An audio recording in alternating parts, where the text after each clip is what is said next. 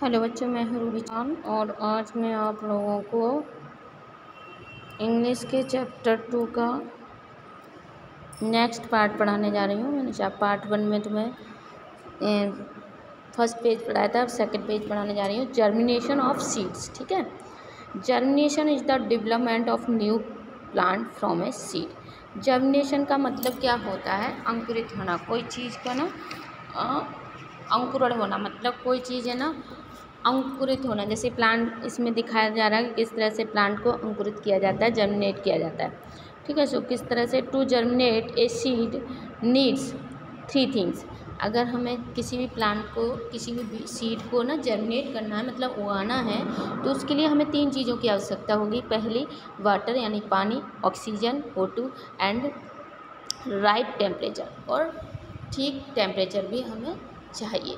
Soak any kind of seed in water. ठीक है, किसी भी किसी भी प्रकार के सीड को क्या पानी में डुबो दो। The seed first observe water through it halls.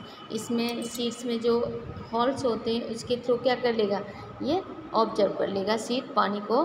The seeds swell और become large as winter water enters in them. ठीक है, तो सीड के अंदर क्या हो जाएगा, जितना भी पानी जाना होगा उसको, सीड को नीड होगी उतना पानी उसके अंदर चला जाएगा। Seed coat soften then breaks. ठीक है, तो फिर उसमें पानी में पड़े रहने की वजह से उसमें क्या, जो सीड कोट होता है जो ऊपर का, वो सॉफ्ट हो जाएगा और वो आसानी से ईजिली ब्रोक हो जाएगा, मतलब टूट जाएगा। स्वेल और बिकम लार्ज वाटर इंटर्स इन डैम। ठीक है, इसके अंदर जितना भी वाटर जाना होगा उतना चला जाएगा। द सीड कुड सॉफ्टन, वो सॉफ्ट हो जाएगा। Soon a tiny roots appears from the seed. ठीक है, जल्दी ही इसमें क्या हो जाएगा, कुछ दिन उसमें रख दीजिए और फिर उसमें से छोटी छोटी सी रूट्स, जड़ें हमें नज़र आने लगेंगी। ऐसा प्रयोग करके आप लोग देख सकते हैं। The seed with a small root. ठीक है, जो सीड होता है वो उसमें छोटे छोटे से रूट्स निकलना शुरू हो जाते हैं। Small shoot is called seeding. ठीक है, वो छोटे छोटे से स्मॉल रूट जो निकल के आते हैं उनको, शूट को क्या कहते हैं, सीडलिंग कहा जाता है। Later the first leaves appear on the stem and the seed और ड्रॉप्स ऑफ। ठीक है, फिर उसमें से धीरे धीरे लीफ निकलने लगती है और सीड कोट क्या होता है, वो ड्रॉप होने लगता है, मतलब हटने लगता है। The growing seedling use the food store in the cotyledon for growth. ठीक है, जो ग्रोइंग बढ़ता हुआ जो सीड होता है, सीडलिंग होता है, वो अपना खाना किस में अपने लिए सुरक्षित रखता है, कोटिलेडन में। ठीक है, as the stem grow upward more and more leaves appear. ठीक है, जैसे जैसे उसका तना बढ़ता है उसी प्रकार से उसकी जो लीव्स हैं वो हमें दिखाई देना शुरू हो जाती है। लीव्स मतलब पत्तियाँ।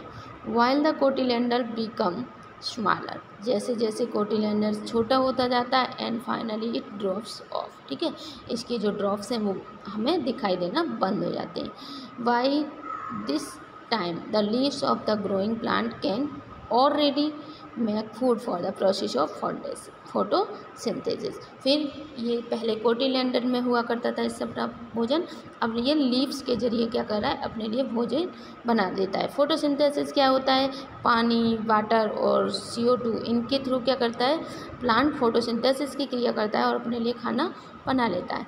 This plant will use this food as a continue to grow. ठीक है, ऐसा प्लांट क्या करता रहता है, कंटिन्यू करता है, अपनी लंबाई को बराबर रखता है।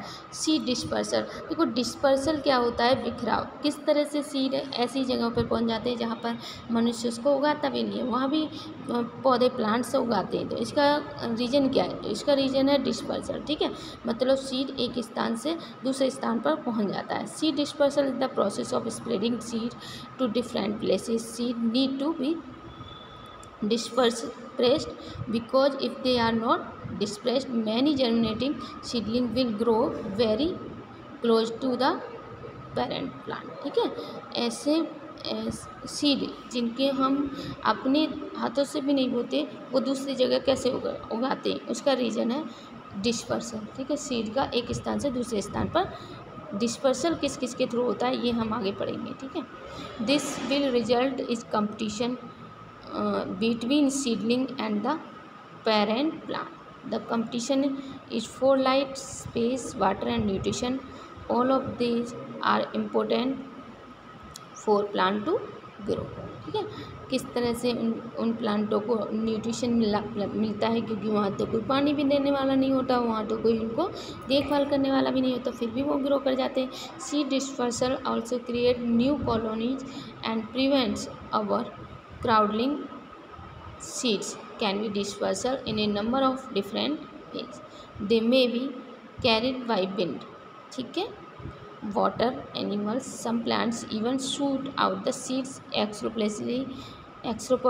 The size of seed is important factor in their dispersal. देखो किस तरह से सीड डिस्पर्सल होता है, उसके लिए यहाँ पे बताया गया कि विंड के थ्रू सीड डिस्पर्सल हो जाता है, मतलब हवाएं चलती हैं तो उसके थ्रू क्या उड़ करके बीज एक स्थान से दूसरे स्थान पर पहुँच जाता है। यहाँ पर डिस्पर्सल ऑफ सीड को बाई विंड के द्वारा, हवा के द्वारा किस तरह से सीड एक स्थान से दूसरे स्थान पर चला जाता है। In order to be carried by the wind, seed dispersal must be light and small so that they can be carried to greater distance, ठीक है।